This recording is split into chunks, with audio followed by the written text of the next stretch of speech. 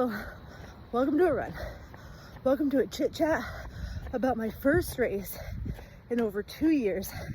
How it went, what happened. Let's get into it. I've been training for a mountain race.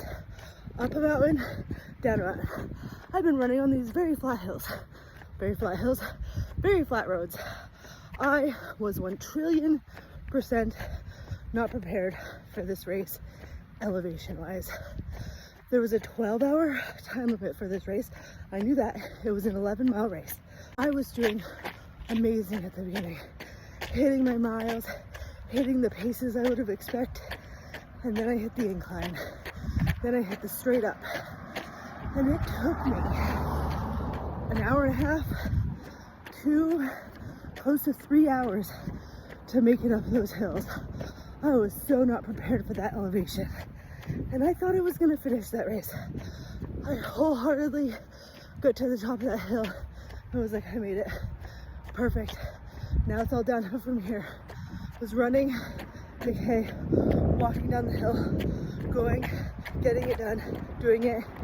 And the hours just seemed to go on and on and on. And the downhills were hard. Suddenly I was doing an out and back. And I knew on the out and back, the hill, mountain, terrain I was going down, I would have to go back up. And in my mind, I started to think, what does that mean? That means an hour plus of uphills, more uphills, just going uphill. Oh, I got it in my head. 1,000,000,000,000,000,000% in my head. So at mile 8.5 into this race, I called it quits. I started to go back up the hill and I just got into my head and I was like, I am not having fun. I am not going to enjoy the next few hours if I keep going. I patted myself on the back for what I had done. I just said, I'm not gonna do it. I'm gonna say good job and be done with it.